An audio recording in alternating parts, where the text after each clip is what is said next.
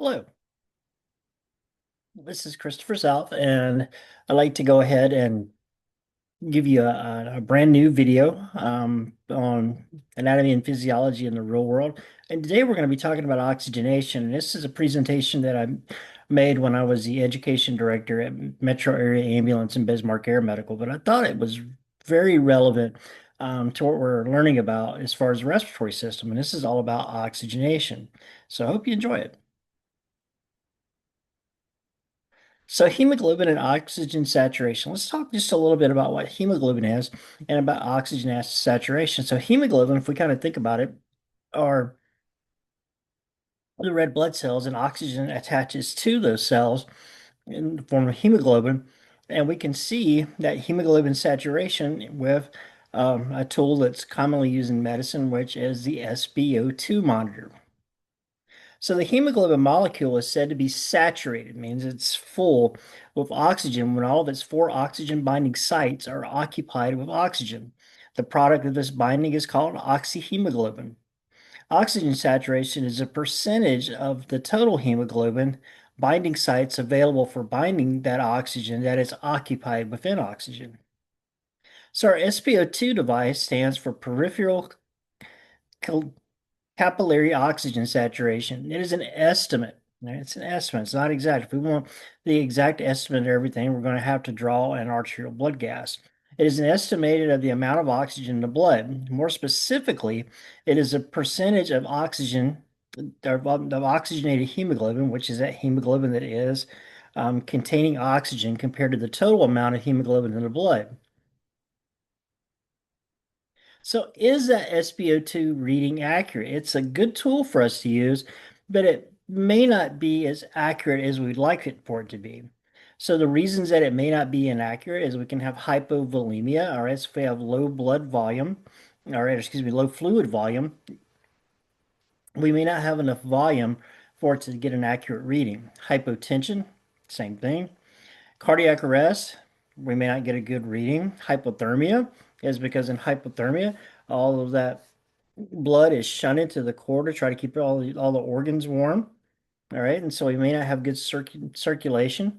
Constriction of the BP cuff. Now we see this a lot, especially in the emergency department where I work, is when I put the SpO2 monitor on the same arm that I'm going to be giving a blood pressure. Every time that blood pressure cuff begins to tighten in order to get a measurement, that SpO2 reading is not going to be accurate. So it's always a good idea to put the blood pressure cuff on one arm and the SpO2 on the other.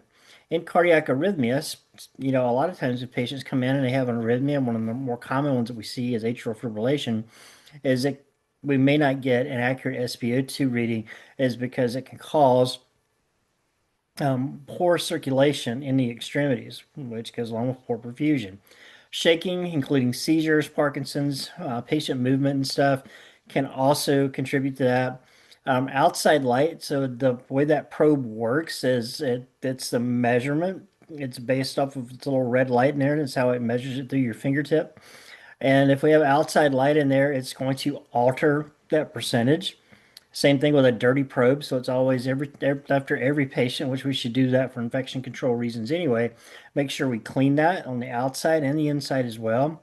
Fingernail polish, which can disrupt getting a good measurement from the probe, and the presence of carbon monoxide. Now, this is important to understand. We have presence of carbon monoxide is because your hemoglobin has a higher affinity to latching on to carbon monoxide than it does oxygen. So it may read 100%, and that's just the saturation of hemoglobin, but it's estimated when we're looking at that it's oxygen. But if it's carbon monoxide, it may say 100% on the SpO2 monitor, but what it's actually reading is carbon monoxide. So when should oxygen be applied? We'll go over a couple of reasons when we should apply oxygen with a medical patient. So this is from the American Heart Association's guidelines, and it now recommends that patients with suspected acute coronary syndrome or ACS or stroke not receive oxygen unless the following. The SpO2 is less than 94% on room air. If pulse oximeter is unreliable or not available, oxygen should be administered. Patients presenting with shortness of breath, also known as dyspnea. has signs and symptoms of shock or heart failure, oxygen should be applied. So, in cases of chest pain and stroke, a good what they're recommending now is 2 liters per minute via nasal cannula for patients who complain of shortness of breath, dyspnea, experiencing signs and symptoms of shock, patients with heart failure, or if they have an SpO2 reading of less than 94% on room air. And we try to titrate that oxygen to maintain an SpO2 of at least 94%. However, we can have too much of a good thing. We can have tissue damage that occurs from high concentrations of oxygen in ACS and stroke. And this tissue damage occurs may increase when high concentrations of oxygen are given to ACS and stroke patients because oxygen releases free radicals. Therefore, it is no longer just recommended to just give oxygen to everybody. So what free radicals are, it is a byproduct of metabolism. It is toxic to those neighboring cells and it destroys their membranes. It causes increased local tissue damage.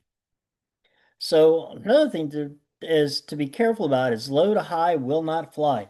Reintroducing high concentration of oxygen to cells that have been functioning anaerobically increases the production of free radicals, causing cell membrane damage and tissue death. So just keep it just above 94%.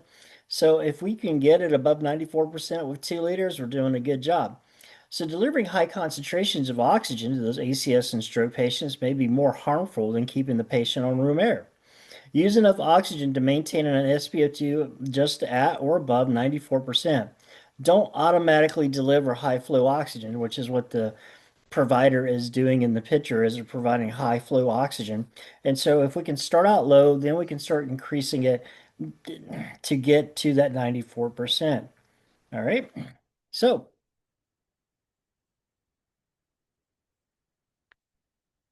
hope you guys enjoyed this short video, a little bit about oxygenation and about some of the good things about SpO2, some of the things that can cause it to not be accurate. And finally, giving oxygen is a good thing, but too much oxygen can cause damage through the release of free radicals. I hope you enjoyed this video, and we'll see you again next week. Have a great day.